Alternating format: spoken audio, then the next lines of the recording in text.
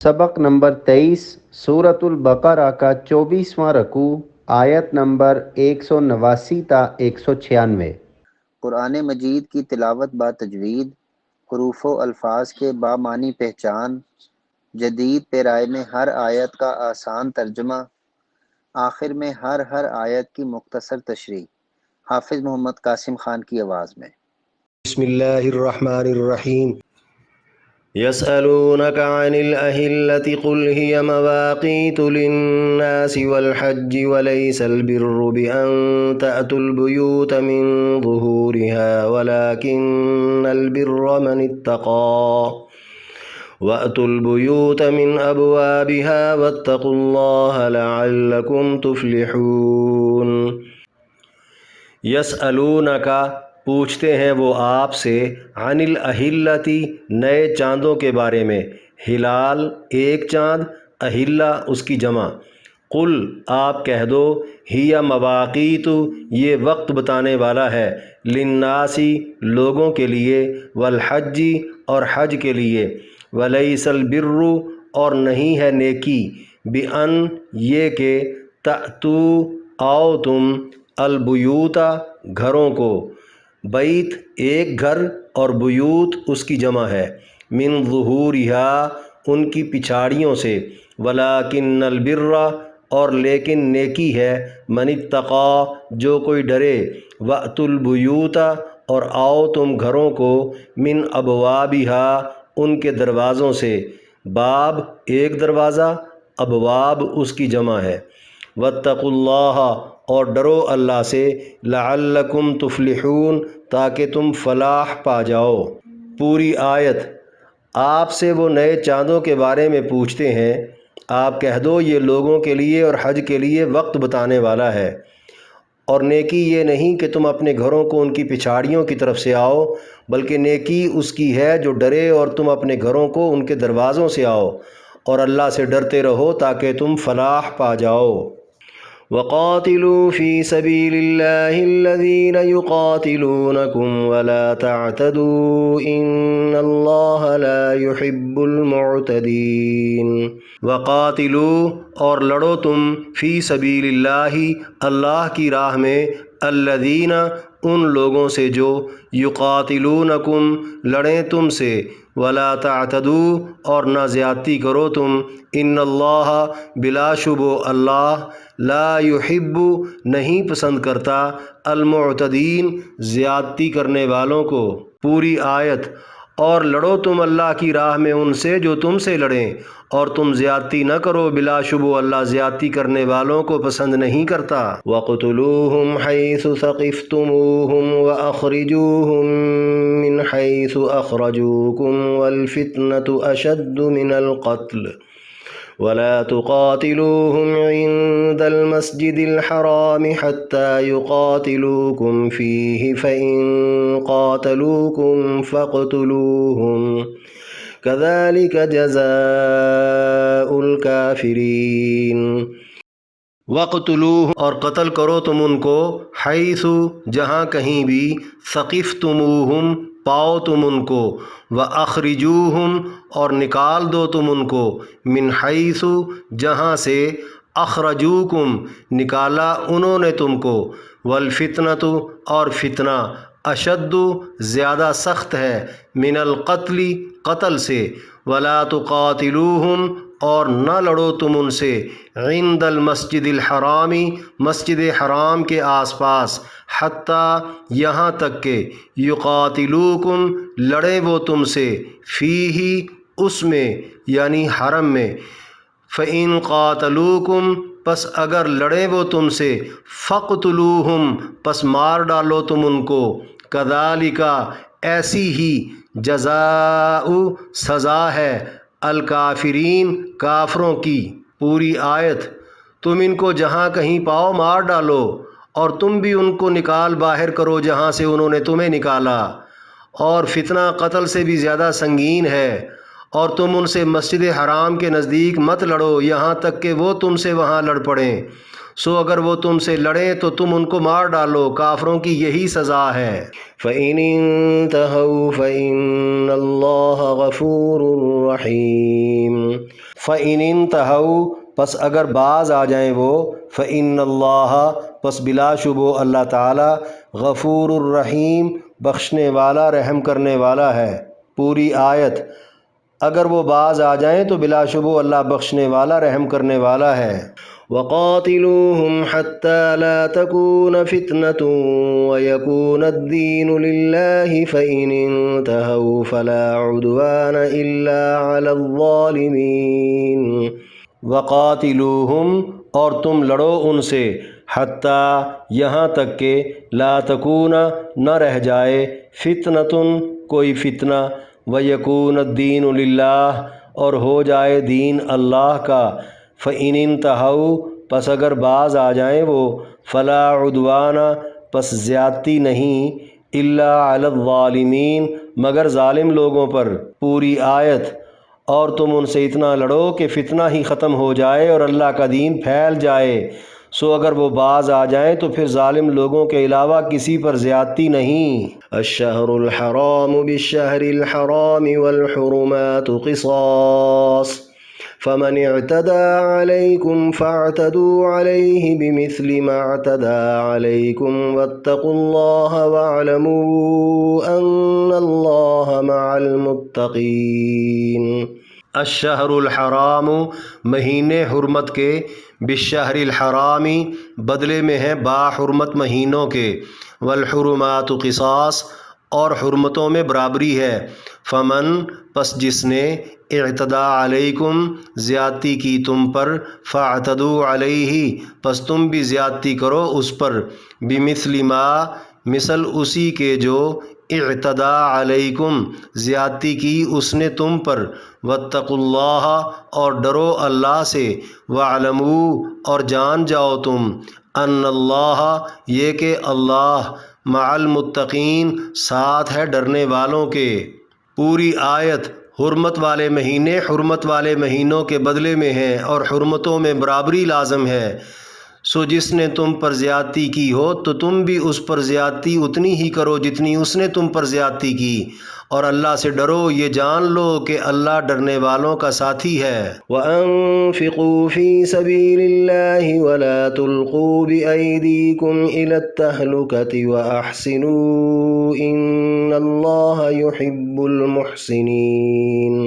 وَأَنفِقُوا اور خرچ کرو فی سبیل اللہ اللہ کی راہ میں، ولا تلقوا اور نہ ڈالو تم بِأَيْدِيكُمْ اپنے ہی ہاتھوں إِلَى التَّهْلُكَةِ ہلاکت میں، وَأَحْسِنُوا اور نیکی کرو تم إِنَّ اللَّهَ بلا شبہ اللہ يُحِبُّ الْمُحْسِنِينَ نیکی کرنے والوں کو دوست رکھتا ہے۔ پوری آیت۔ اور تم اللہ کی راہ میں خرچ کرو اور اپنے ہی ہاتھوں خود کو بربادی میں نہ ڈالو، اور نیکی کرو بلا شبہ اللہ نیکی کرنے والوں کو ہی دوست رکھتا ہے۔ وَأَتِمُّوا الْحَجَّ وَالْعُمْرَةَ لِلَّهِ فَإِنْ أُحْصِرْتُمْ فَمَا اسْتَيْسَرَ مِنَ الْهَدْيِ وَلَا تَحْلِقُوا رُؤُوسَكُمْ حَتَّى يَبْلُغَ الْهَدْيُ مَحِلَّهُ فمن كان منكم مريضا أو به أذى من رأسه ففدية من صيام أو صدقة أو نسك فإذا أمنتم فمن تمتع بالعمرة إلى الحج فما استيسر من الهدي فمن لم يجد فصيام 3 أيام في الحج و7 إذا رجعتم تلك 10 كاملة ذلك لمن لم يكن أهله حاضر المسجد الحرام واتقوا الله واعلموا أن الله شديد العقاب۔ وَأَتِمُّوا اور پورا کرو تم الحج والعمرۃ للہ حج اور عمرہ اللہ کے لیے، فإن احصرتم پس اگر روک دیے جاؤ تم، فما پس وہ ہے جو استیسر میسر ہو من الہدی قربانی سے، ولا تحلقوا اور نہ حجامت بنواؤ تم رؤوسکم اپنے سروں کی، رأس ایک سر، رؤوس اس کی جمع، حتیٰ یہاں تک کہ یبلغ پہنچ جائے الہدیو قربانی محلہ اپنی جگہ پر، فمن کانا پس جو کوئی ہے منکم تم میں سے مریضاً بیمار، او بھی یا اس کو اذن تکلیف ہے، من رأسہ اس کے سر میں، ففدیتن پس بدلہ ہے، من صیام روزے، او صدقتن یا خیرات، او نسکن یا قربانی، فَإِذَا أَمِنْتُمْ پس جب امن میں ہوو تم، فمن پس جو کوئی تمتع فائدہ اٹھا لے، بالعمرۃ الی الحج عمرہ سمیت حج تک کا، فما پس وہ ہے جو استیسر میسر ہو، من الہدی قربانی سے، فمن پس جو کوئی لم یجد نہ پائے یعنی قربانی، فصیام پس روزے ہیں، ثلاثۃ ایام 3 دن، فی الحج حج کے دوران، وسبعۃ اور 7 اذا رجعتم جب لوٹ جاؤ تم، تلک عشرۃ کاملہ یہ 10 ہے مکمل، ذالک لمن یہ اس کے لیے ہے جو لم یکن نہ ہو اہلہ اہل اس کا یعنی گھر اس کا، حاضری آس پاس، المسجد الحرامی مسجد حرام کے، واتقوا اللہ اور ڈرو اللہ سے، واعلموا اور جان جاؤ، ان اللہ شدید العقاب یہ کہ اللہ سخت عذاب والا ہے۔ پوری آیت۔ اور تم اللہ کی رضا کے لیے حج و عمرہ مکمل ادا کرو، اگر تم روک دیے جاؤ تو جو قربانی میسر ہو وہ دے دو، اور جب تک قربانی اپنی جگہ پر نہ پہنچ جائے تو تم اپنے سروں کی حجامت نہ بنواؤ، اور اگر تم میں سے کوئی بیمار ہے یا اس کے سر میں کوئی تکلیف ہے تو روزے یا خیرات یا قربانی کی صورت میں بدلہ ہے۔ سو جب تم امن پاؤ تو جو عمرہ سمیت حج ملا کر فائدہ اٹھا لے تو اس پر قربانی ہے جو میسر ہو۔ سو جو کوئی قربانی نہ پائے تو 3 روزے حج کے دوران اور 7 روزے ہیں جب تم لوٹ جاؤ، یہ 10 ہیں پورے۔ یہ حکم اس کے لیے ہے جس کا گھر مسجد حرام کے آس پاس نہ ہو، اور ڈرو اللہ سے اور جان لو اللہ سخت عذاب والا ہے۔ اس رکوع میں درج 199 تا 196 8 آیات کی تشریح۔ آیت نمبر 199 یسألونک عن الاہلہ سے واتقوا اللہ لعلکم تفلحون تک۔ فرمایا آپ سے وہ نئے چاندوں کے بارے میں پوچھتے ہیں، یعنی یہ چاند ایک حالت پر کیوں نہیں رہتا، کبھی یہ باریک اور کبھی مکمل گول کیوں ہو جاتا ہے؟ دراصل یہ یہود مدینہ کی طرف سے آنے والے سوالوں میں سے ایک سوال تھا، جس کا مقصد صرف یہ تھا دیکھتے ہیں کیا جواب آتا ہے۔ اہل علم سے اس طرح کے سوالات محض چھیڑ چھاڑ کے علاوہ کچھ نہیں ہوتے۔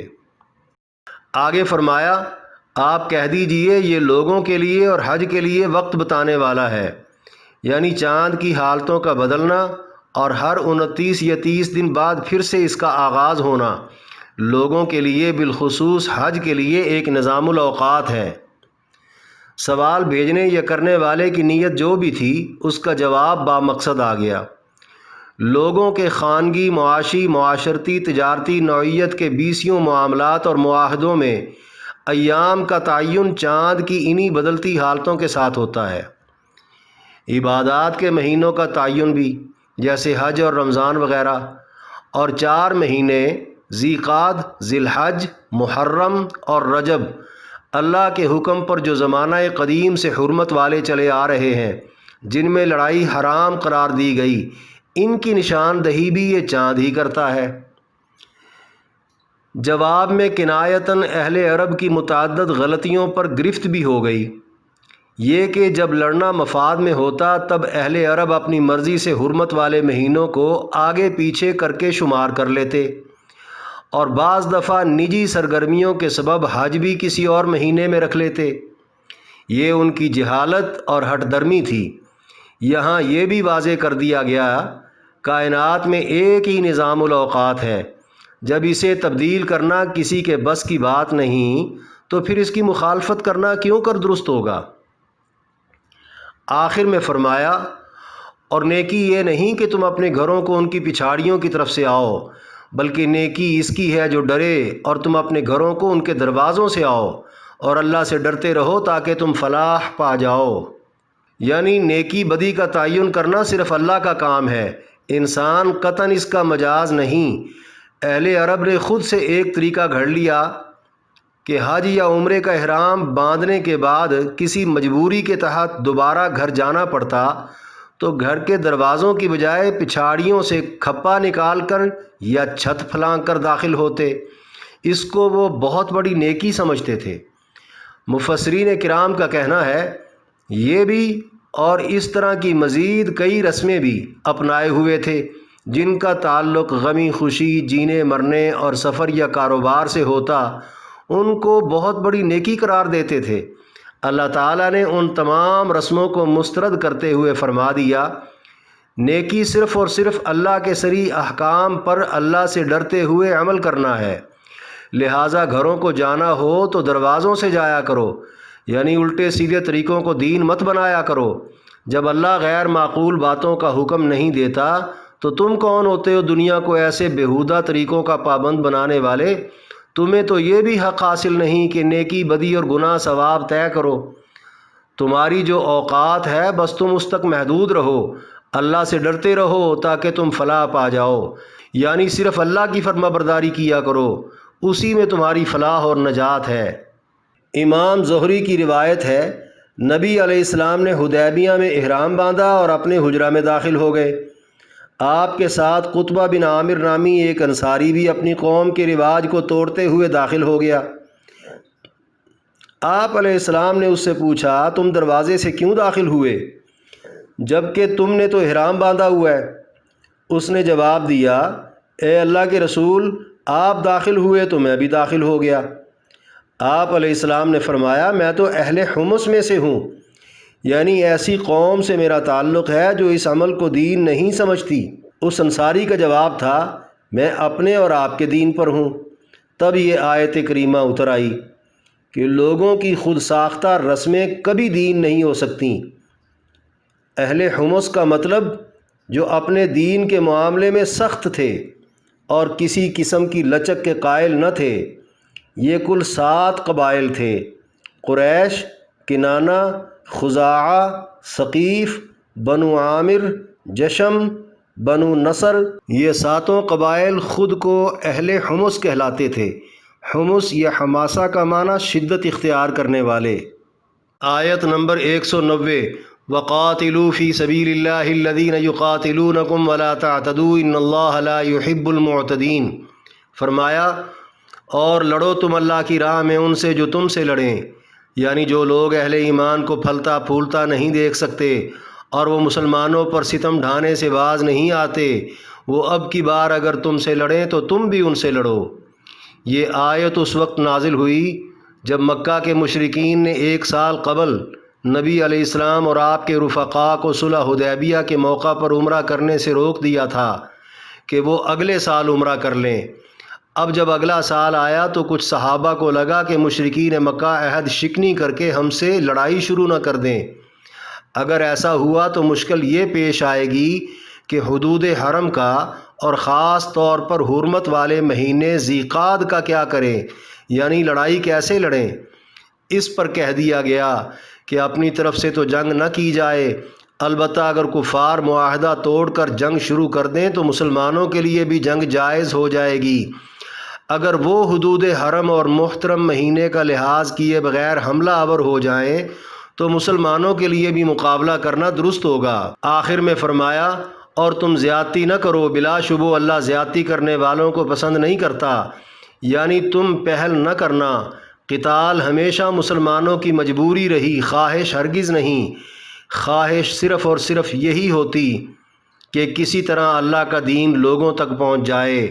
اس تبلیغ کو روکنے کے لیے کفار طاقت کا بے دریغ استعمال کر کے قتل عام سے بھی گریز نہ کرتے، مسلمانوں کو مجبوراً ہتھیار اٹھانا پڑتے۔ جنگ کی صورت میں اللہ تعالیٰ نے ہمیشہ مسلمانوں کو زیادتی سے روکا، جس کی تفصیل یہ ہے پہل نہ کرنا، بچوں، عورتوں، معذوروں اور بوڑھوں پر حملہ نہ کرنا، درویشوں اور زاہدوں سے درگزر کرنا، جو ہاتھ نہ اٹھائے اسے اور جو باہر نہ نکلے اسے چھوڑ دینا، اموال، مویشی اور کھیت برباد نہ کرنا، درختوں اور باغات کو نقصان نہ پہنچانا، قیدی بنانے کی صورت میں ننھے بچوں کو ان کی ماؤں سے جدا نہ کرنا، مقتولین میں سے کسی کے اعضائے بدن نہ کاٹنا، مال غنیمت میں خیانت نہ کرنا، لڑائیوں میں بھی اللہ ذوالجلال سے ڈرتے رہنا، کیونکہ اللہ زیادتی کرنے والوں کو بالکل بھی پسند نہیں کرتا۔ آیت نمبر 191، وَاقْتُلُوهُمْ حَيْثُ ثَقِفْتُمُوهُمْ سے كَذَلِكَ جَزَاءُ الْكَافِرِينَ تک فرمایا، اور تم ان کو جہاں کہیں پاؤ مار ڈالو، یعنی کافر چونکہ مسلمانوں کو مار ڈالنے کا پکا ارادہ رکھتے تھے، اور دنیا کا مسلم اصول ہے کہ مارنے کا ارادہ رکھنے والے کو اس کے وار کرنے سے پہلے ہی مار دیا جائے، اس لیے اب کی بار اگر حالات لڑائی کے بن گئے تو معاف نہ کرنا۔ آگے فرمایا، اور تم بھی ان کو نکال باہر کرو جہاں سے انہوں نے تمہیں نکالا، یعنی اہل مکہ نے مسلمانوں پر مظالم کی اخیر کر کے انہیں ملک چھوڑ کر مدینہ ہجرت پر مجبور کر دیا تھا۔ اب جب کہ مسلمان مضبوط ہو چکے ہیں تو موقع ملتے ہی مکہ سے کافروں مشرکوں کو اسی طرح نکال باہر کریں جس طرح انہوں نے نکالا تھا، تاکہ بیت اللہ جو مسلمانوں کا مرکز عبادت ہے اس تک ہر مسلمان کی رسائی ممکن اور آسان ہو سکے۔ آگے مزید فرمایا، اور فتنہ قتل سے بھی زیادہ سنگین ہے، یعنی کافروں کی مسلمانوں سے حد درجہ نفرت و عداوت اور بدسلوکی ایک فتنہ ہے، اور فتنہ کی نقصان انگیزیاں قتل و قتال کے مقابلے میں کہیں زیادہ سنگین ہیں۔ لفظ فتنہ قرآن کریم میں مختلف معنوں میں استعمال ہوا، جن میں سے ایک معنی ظلم و تشدد کا بھی ہے، یہاں یہی معنی مراد ہے۔ مشرکین مکہ نے مسلمانوں کو اپنے دین پر عمل سے روکنے کے لیے ان پر بدترین تشدد روا رکھا ہوا تھا۔ بظاہر یہاں یہ بتانا مقصد ہے کہ اگرچہ کسی کو قتل کرنا اپنی ذات میں کوئی اچھی بات نہیں، لیکن قتل کے مقابلے میں فتنہ زیادہ خطرناک ہے، اور جہاں فتنے کا سد باب قتل و قتال کے بغیر ممکن ہی نہ ہو وہاں اس کے سوا کوئی چارہ نہیں۔ آخر میں فرمایا، اور تم ان سے مسجد حرام کے نزدیک نہ لڑو یہاں تک کہ وہ تم سے وہاں لڑ پڑیں، سو اگر وہ تم سے لڑیں تو تم ان کو مار ڈالو، کافروں کی یہی سزا ہے۔ یعنی مسجد حرام کی عزت و حرمت قائم دائم ہے، حدود حرم میں لڑائی ممنوع ہے، مسلمان حتی الممکن وہاں لڑائی سے گریز کریں، مگر جب کفار و مشرکین حرم کا تقدس پامال کر کے حملہ آور ہو جائیں تو پھر تقدس کی پاسداری یک طرفہ نہ ہوگی، مسلمان تقدس کی رعایت میں کہیں مارے نہ جائیں۔ بہرحال کافروں کے لیے دنیاوی سزا بزور طاقت اب ان کا مقابلہ ہی ہے۔ مسلمانوں پر جب یہ بات واضح کر دی گئی کہ بیت اللہ کا حج ان پر فرض ہے اور دین ابراہیمی کے اصل وارث ہونے کی حیثیت سے یہ انہی کا حق ہے کہ وہ ابراہیم علیہ السلام کی تعمیر کردہ عبادت گاہ کی طرف حج کی غرض سے سفر کریں، تو ضروری ٹھہرا کہ یہ بات بھی ان پر کھول دی جائے کہ کفار اگر مزاحمت کا رویہ اختیار کریں تو ایسی صورت میں اللہ کا حکم مان کر مسلمان تلوار سے اس مزاحمت کا خاتمہ کر دیں۔ آیت نمبر 192، فَإِنِ انْتَهَوْا فَإِنَّ اللَّهَ غَفُورٌ رَحِيمٌ فرمایا، اگر وہ باز آ جائیں تو بلا شبہ اللہ بخشنے والا رحم کرنے والا ہے۔ یعنی کفار و مشرکین اپنے کفر و شرک اور مسلم دشمنی سے باز آ جائیں، توبہ تائب ہو کر اب بھی اگر اسلام قبول کر لیں تو اللہ ان کی طرف سے روا رکھی گئی تمام پچھلی زیادتیاں معاف کر دے گا، کیونکہ اللہ بخشنے والا رحم کرنے والا ہے۔ آیت نمبر 193، وَقَاتِلُوهُمْ حَتَّى لَا تَكُونَ فِتْنَةٌ وَيَكُونَ الدِّينُ لِلَّهِ فَإِنِ انْتَهَوْا فَلَا عُدْوَانَ إِلَّا عَلَى الظَّالِمِينَ فرمایا، اور تم ان سے اتنا لڑو کہ فتنہ ہی ختم ہو جائے اور اللہ کا دین پھیل جائے۔ یعنی کفار سے لڑائی لڑنے کا مقصد صرف فتنے کا خاتمہ ہے، کفار کے وجود کا خاتمہ ہرگز نہیں، تاکہ مسلمان اپنے بنیادی حق کے تحت پوری آزادی سے اللہ کے جملہ احکامات پر عمل پیرا رہ سکیں اور دین حق کی دعوت عام کر سکیں۔ اس سلسلے میں مسلمانوں کو کسی قسم کی مزاحمت درپیش ہی نہ رہے۔ آخر میں فرمایا، سو اگر وہ باز آ جائیں تو پھر ظالم لوگوں کے علاوہ کسی پر زیادتی نہیں، یعنی کفار و مشرکین مزاحمت سے اگر باز آ جائیں تو پھر لڑائی کی ضرورت ہی باقی نہیں، ماں سوائے ان ظالم لوگوں کے جو پھر بھی ظلم کریں، یعنی جو ظالم طاقتیں اسلام قبول کرنے، اسلام پر عمل کرنے اور اسلام کو پھیلانے میں رکاوٹ بنتی ہوں، ان کا خاتمہ ضروری ہے۔ جزیرہ عرب مستقبل میں چونکہ اسلام کا مستقل مرکز طے تھا، جس بنا پر حضور علیہ السلام کو بھی وہیں مبعوث فرمایا گیا، وہاں کے جملہ رہائشی آپ علیہ السلام کی باکردار باوصف زندگی اور آپ کے معجزات کا مشاہدہ اپنی آنکھوں سے کر چکے تھے اور آپ کی تعلیمات براہ راست سن چکے تھے، اس لیے ان کا حق بنتا تھا کہ وہ حلقہ بگوش اسلام ہو جاتے۔ سابقہ انبیاء علیہم السلام کے قریب ترین لوگوں نے جب انبیاء کو جھٹلایا تو وہ مختلف عذابوں سے تباہ کر دیے گئے، مگر آپ علیہ السلام کی ذات بابرکات کے صدقے منکرین پر عذاب موقوف رکھا گیا، لیکن حکم دے دیا گیا جو ابھی بھی اپنے کفر پر ہی قائم رہنا چاہتا ہے وہ جزیرہ عرب کا مستقل شہری نہیں بن سکتا، اسے کہیں باہر چلے جانا ہوگا ورنہ وہ قتل کر دیا جائے گا۔ یہ حکم صرف جزیرہ عرب کے لیے خاص تھا، باقی کسی علاقے کے لیے نہیں۔ یہی وجہ ہے تا قیامت وہاں کفار و مشرکین کا داخلہ ممنوع کر دیا گیا ہے۔ آیت نمبر 194، الشہر الحرام بالشہر الحرام سے وَاعْلَمُوا أَنَّ اللَّهَ مَعَ الْمُتَّقِينَ تک فرمایا، حرمت والے مہینے حرمت والے مہینوں کے بدلے میں ہیں اور حرمتوں میں برابری لازم ہے، یعنی چاروں حرمت والے مہینوں کا اور مسجد حرام کی حرمت کا احترام مسلمانوں اور مشرکوں کے درمیان یکساں طور پر مسلم ہے۔ حرمتوں کی پابندی میں دونوں فریق برابر کے ذمہ دار ہیں۔ ایک فریق اگر پابندی توڑ دے تو دوسرے فریق سے یہ پابندی خود بخود اٹھ جائے گی، یعنی مشرکین اگر پابندی توڑ دیں تو مسلمان بھی پابندی کے مکلف نہ رہیں گے۔ یہ قانون قیامت تک کے لیے ہے۔ آگے فرمایا، سو جس نے تم پر زیادتی کی تو تم بھی اس پر اتنی ہی زیادتی کرو جتنی اس نے تم پر زیادتی کی، اور اللہ سے ڈرو، یہ جان لو کہ اللہ ڈرنے والوں کا ساتھی ہے۔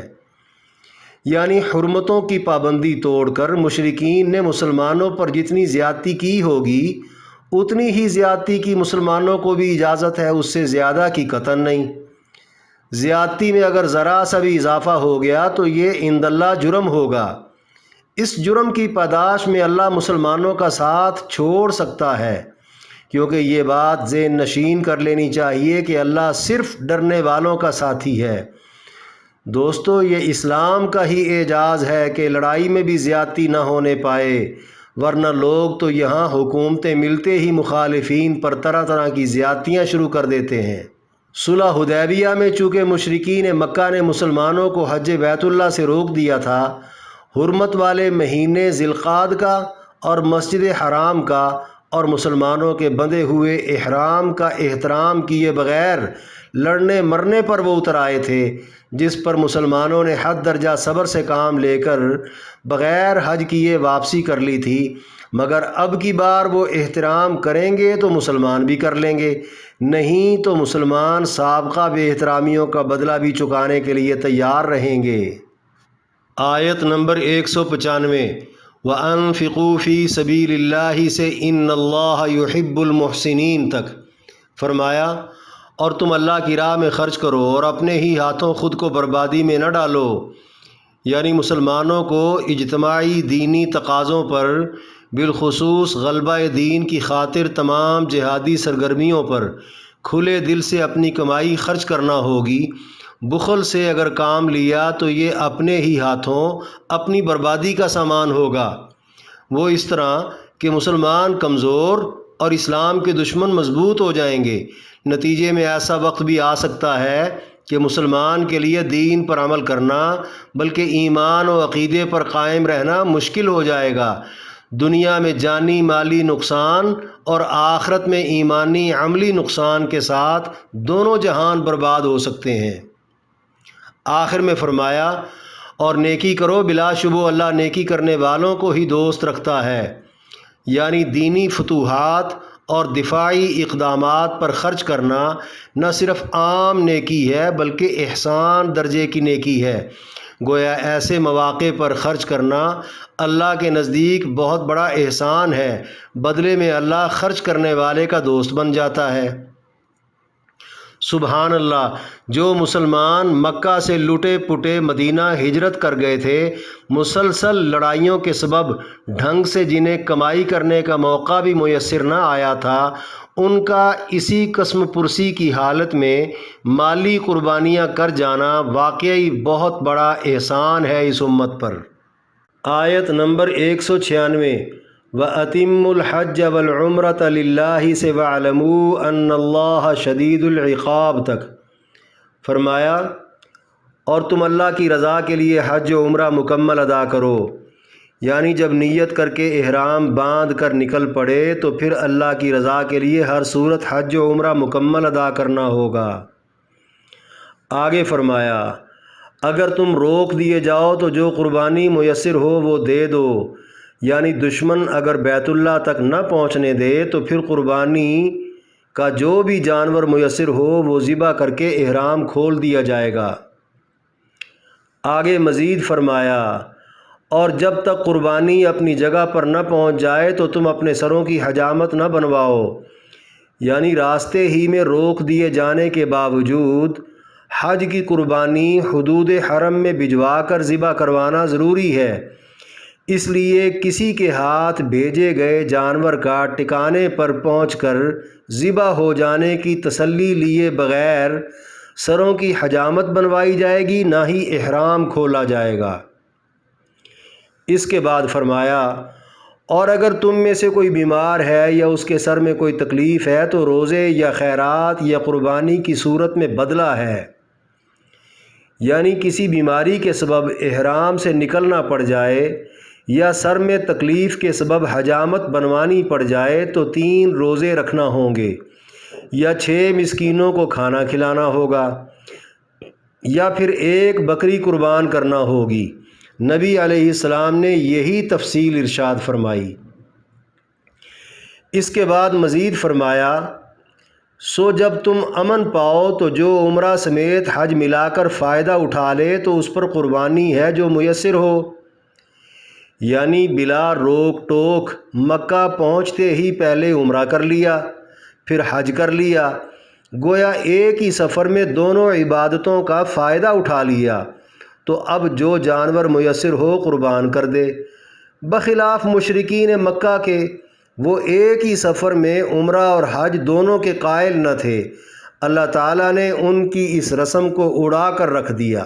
اس کے بعد آگے مزید فرمایا، سو جو کوئی قربانی نہ پائے تو 3 روزے حج کے دوران اور 7 روزے ہیں جب تم لوٹ جاؤ، یہ 10 ہیں پورے۔ یعنی جسے قربانی میسر نہ ہو تو وہ 3 روزے ایام حج میں یوم عرفہ تک رکھے اور 7 روزے ایام حج کے بعد کسی بھی وقت رکھ کر 10 روزے پورے کر لے۔ آخر میں فرمایا، یہ حکم اس کے لیے ہے جس کا گھر مسجد حرام کے آس پاس نہ ہو، اور ڈرو اللہ سے اور جان لو اللہ سخت عذاب والا ہے۔ یعنی یہ حکم دور دراز کے مسافر کے لیے ہے۔ امام ابو حنیفہ رحمۃ اللہ علیہ کے نزدیک جو میقات سے باہر کا رہائشی ہو، بعض فقہا کے نزدیک جو حدود حرم کا رہائشی نہ ہو، تو وہ ایک ہی سفر میں عمرہ اور حج دونوں ملا کر سکتا ہے، اور جو حرم کا رہائشی ہو وہ فقط حج کر لے۔ حاجی لوگ احکامات حج کا خوب خیال رکھیں، اللہ سے ڈرتے ڈرتے اعمال کریں، یہ بات ذہن میں رکھیں کہ خلاف ورزی ہوئی تو اللہ سخت عذاب والا ہے۔ یاد رکھیں حج کی 3 قسمیں ہیں، حج قران، حج تمتع، حج افراد۔ قران اس حج کو کہتے ہیں جس میں احرام باندھ کر میقات سے مکہ داخل ہوا، عمرہ ادا کیا، حالت احرام میں ہی حج کا منتظر رہا، یعنی احرام نہ کھولا، حج کا وقت شروع ہوا تو اسی احرام میں حج بھی کر لیا۔ اس پر قربانی واجب ہے۔ دوسرا ہے حج تمتع، یعنی احرام باندھ کر میقات سے مکہ داخل ہوا، عمرہ کیا، احرام سے نکل آیا، حج کا وقت شروع ہوا تو نئے سرے سے احرام باندھ کر حج کیا، اس پر بھی قربانی واجب ہے۔ حج افراد، یعنی حج کا وقت شروع ہوا تو احرام باندھ کر بغیر عمرہ کیے ڈائریکٹ حج کر لیا، اس پر قربانی واجب نہیں۔ پاکستان کے حاجی عموماً حج تمتع کرتے ہیں، حج قران کوئی کوئی کرتا ہے۔